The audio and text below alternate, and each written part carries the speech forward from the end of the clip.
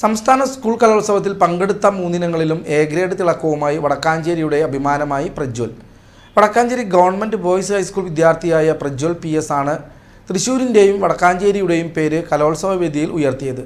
തുടർച്ചയായ 2ാം വർഷമാണ് ഈ കൊച്ചുമിടുക്കൻ ഈ നേട്ടം ആവർത്തിക്കുന്നത്.